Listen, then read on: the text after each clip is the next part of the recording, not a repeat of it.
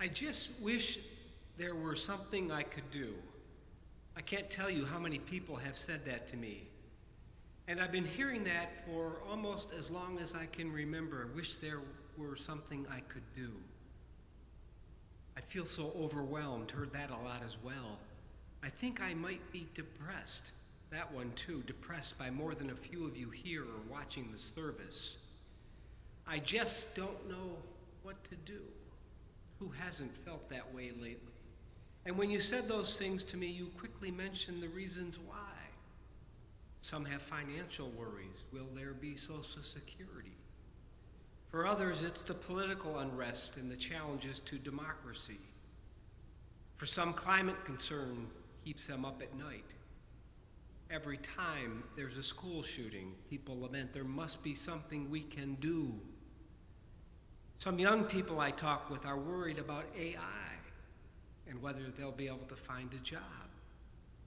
It's awfully easy to be down today, isn't it? Tempting to hit the snooze button to roll over and just stay in bed. Overwhelmed, powerless, confused, worried, angry. Who hasn't felt that way the past decade or so? Of course, this past week, some Christians weren't too worried about all the unrest in our country. No, they were anticipating the rapture. But, like every other prediction, that didn't happen. And I guess they're left behind with the rest of us. If you don't want to be sucked into that negativity spiral or brought down by the daily news, one good thing to do is to start your day with an intention. A simple moment to give your day some direction. Not wondering what must I do today, but what do I want to be this day? For me, the words and wisdom of the Serenity Prayer are like an anchor, offering guidance and wisdom for a moment like this.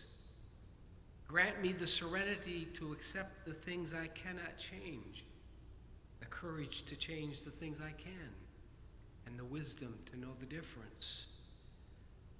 I would start every day, if I were you, saying that prayer. There's so much we can't change.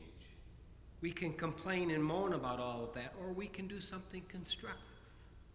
Focus on the power we do have, the things we can change. And if we're honest, there are a lot of things we have control over. I have considerable control over myself and the people closest to me. While not ignoring the larger issues, I want my focus to be more local. And from that vantage point, at least two things are true. All of us have tremendous power and influence. And if we're honest, things don't look so bad.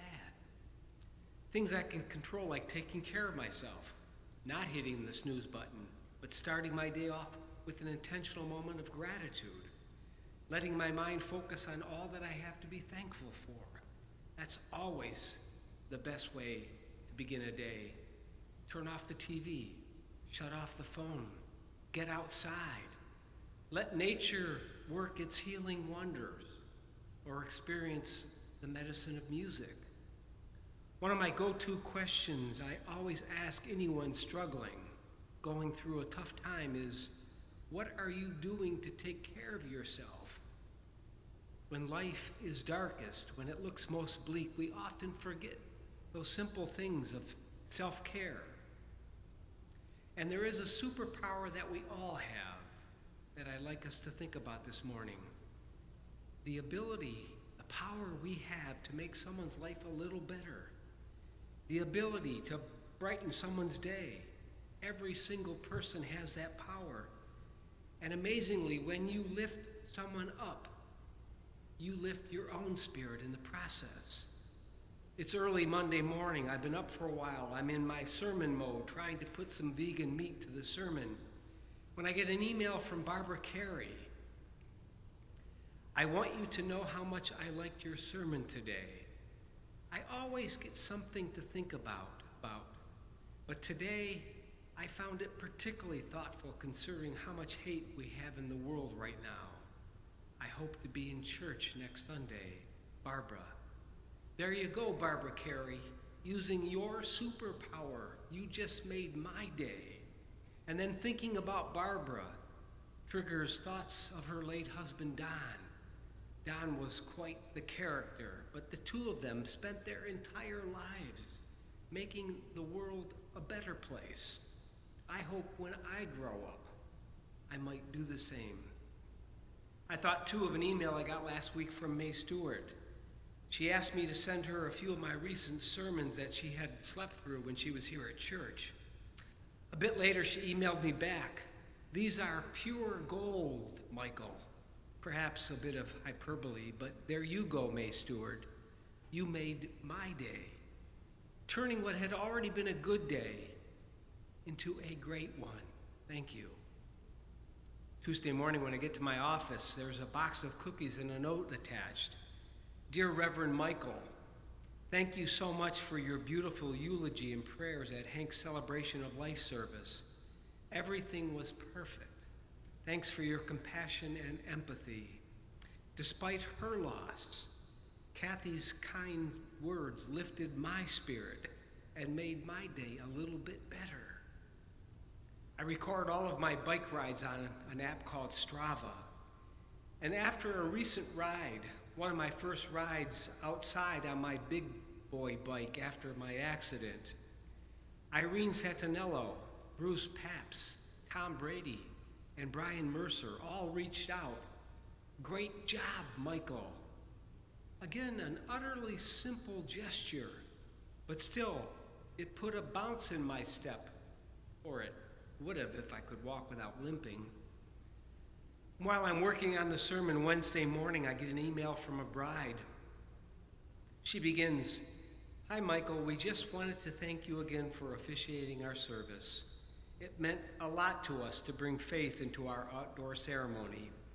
Everything you said was perfect and meaningful, but also short and sweet. Short and sweet, that's my specialty. Our ceremony was so special to us and well received by our guests. It was a beautiful day, surrounded by so much love. Wishing you a speedy recovery from your bike accident. Love, Lauren and Sean." Well, there you go, Lauren and Sean. You too made a pretty good day even better. What if we made it our mission in life to lift someone's spirit today? And not just today, but tomorrow and the day after tomorrow. To make someone's day a little better, a little brighter, a little more filled with joy by something we did, something we said. Of course, the cynic will scoff and point out that will not solve the huge issues that confront us as a nation and a world.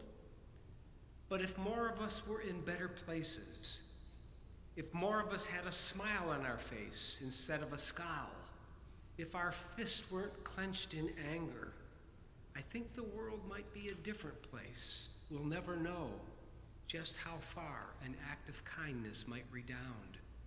But even the smallest acts of compassion can ripple outward, touching lives we'll never see. Just imagine if you lift my spirit, and then I lift the spirit of another, pretty soon something significant might happen. Margaret Mead is credited with saying, "Never doubt that a small group of thoughtful, committed citizens can change the world. Indeed, it is the only thing that ever has." I think we might be in a better place. Maybe the national temperature would turn down a notch or two if we lived like that and if we believed that.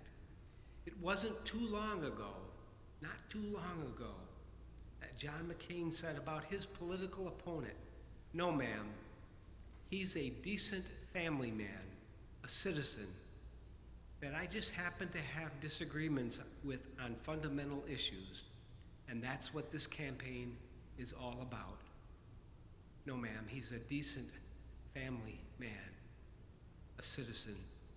That's the America I long for, the America I miss today, where elected leaders don't talk about hate and revenge, don't keep lists of their enemies, where we can disagree without demonizing and debate without name-calling.